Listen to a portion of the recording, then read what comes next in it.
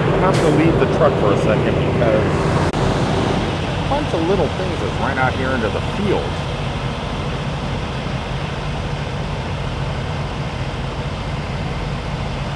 Yes, they ran out here. It's little piggies, little baby wild piggies.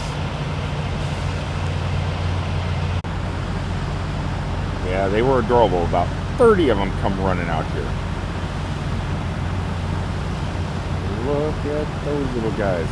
I'm assuming Mama's somewhere around because they were all out here in the field. I don't know where they're going now. I don't want to chase them all out into the street or anything. There's quite a few of them. What a way to start a video. So what's going on today is I'm going to show you what it's like in a day in a life after coming off of almost a month-long vacation. We are back at work and have a lot of traveling to do to make up the money that was spent for that Hawaiian trip, so I can do another trip here in the future that I'm getting ready to book next month. I'll tell you where it is, where I'm going about that time. But at the moment, it's time to make some cash. And in my line of work, the way I make money, yeah, it's not off of super chats, though I wish. It is by driving truck. Okay, the first thing you need to do is hook up to a trailer, because without the trailer, going to a destination is, well, it's pretty much useless. Then what I like to do is open up the back of the trailer to make sure everything is a wasp.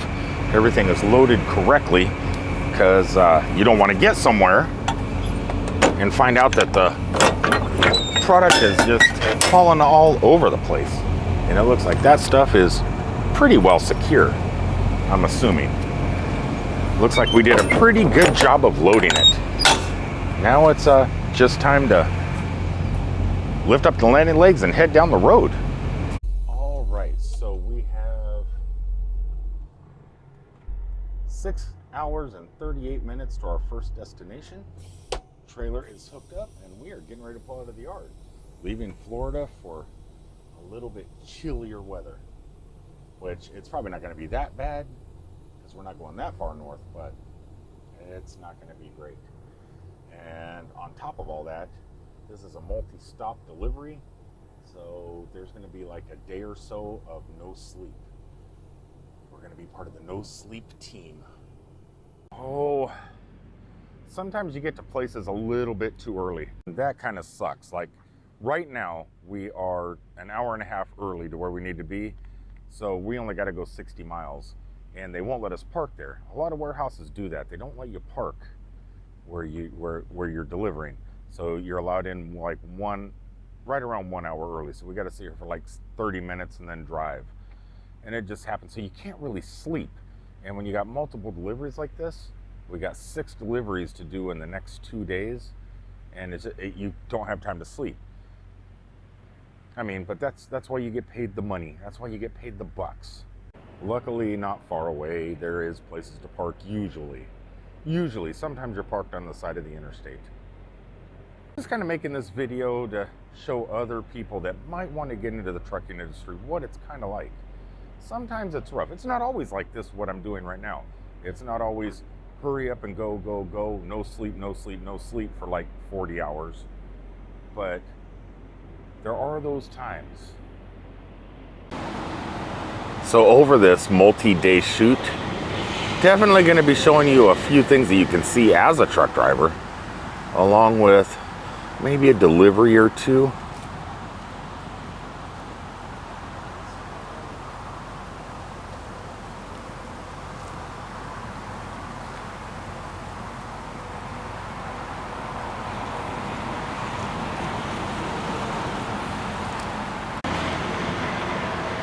Such as this awesome rest area.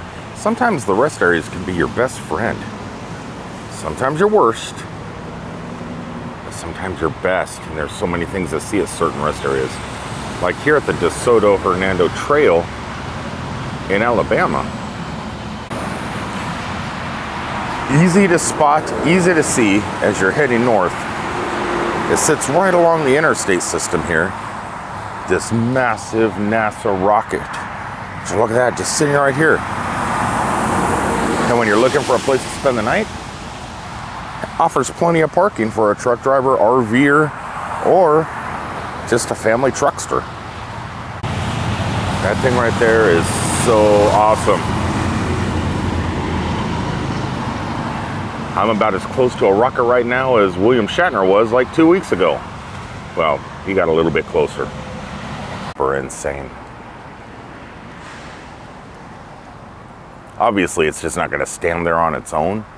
There are these cables that just hold it up, kind of like a big maypole. And they attach to little mounting brackets in the ground. It's crazy. 4 little tiny cables. They're not very big. We're holding this thing up. Some rest areas don't have much but a place to sleep. Some have maybe one thing to see. Maybe a little walking trail, maybe a little single memorial. But this one here, man, it has this amazing little rocket here. Well, not little, I think it's pretty massive. But this amazing rocket. A little memorial here dedicated to the combat infantrymen of Alabama. And this pretty impressive memorial wall to all 4 branches of the service.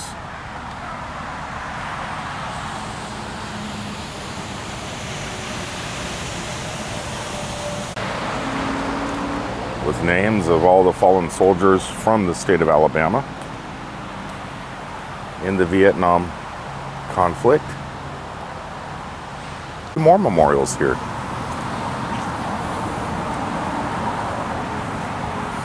This one here dedicated to the Korean War. Or no, you got the Korean War Memorial, Commemorative Memorial, and the Korean War Commemorative. These are the committees that put this whole area together. I could tell because it says Finance Committee. But here is the Korean War Memorial they have set up. I think this one here is the most impressive to me. This one has style, grace, and a nice design. And I guess for those that didn't get their names on the wall, families could have purchased bricks for their loved ones and had them placed here in the ground also.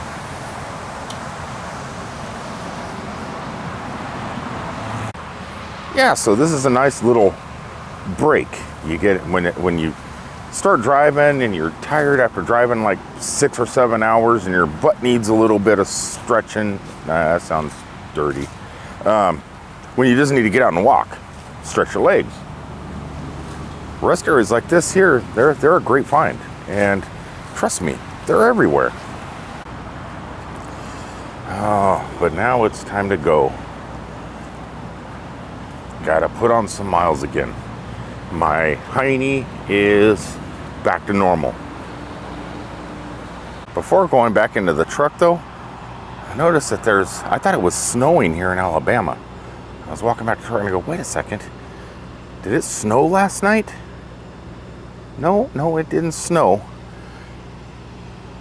Well, this is southern snow, I guess. Look how beautiful the cotton fields are.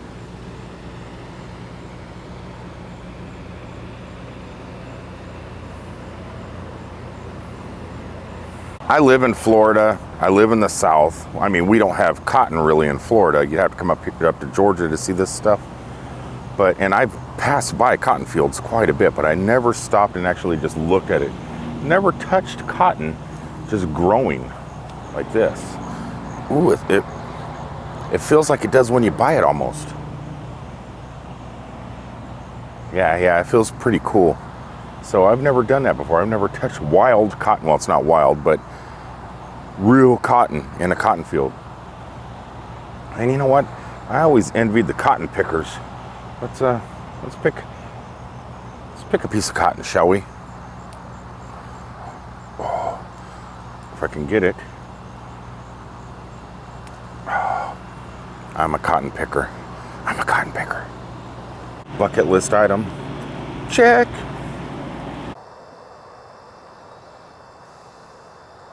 Just from looking at this scene here, you wouldn't be able to tell that I'm picking up a load.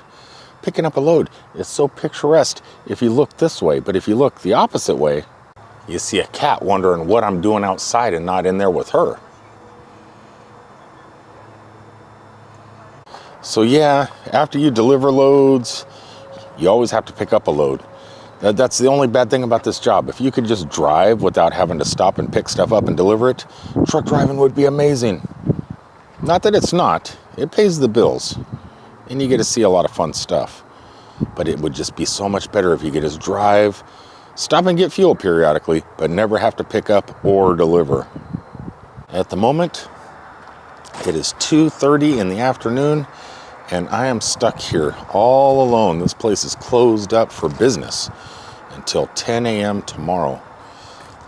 No bathrooms, no restaurants, no nothing. Another downside. But I'm not going to let that hinder my goodness. I'm going to go ahead and play some virtual reality. And I just wanted to let you guys know out there what I do for a living to be able to live full-time in an RV. I'm not smart enough to do web work, internet work. So I have to take advantage of what skills I do have. And one of those skills is, well, holding a steering wheel. Shh. Do that, make a little bit of money, buy an airplane ticket, go somewhere crazy, or just hang out at Thousand Trails and Cousin Eddie and enjoy the resort swimming pools. And then when the funds die, time to get back out on the road and make a little more money to do it all over again. Sounds glamorous, doesn't it? All right, everybody, I am going to go ahead and sign off from the middle of nowhere, Arkansas. And I'll talk to you on the next one. Hopefully I could get this video put together and make something of it, because honestly, it's taken a week just to get this portion of video. It's taken a long time. I have had no content, haven't been in the mood to create any content since I got back from Hawaii. I'm still decompressing just a little bit. Anyway, until the next time, I love you all. Peace out, everybody.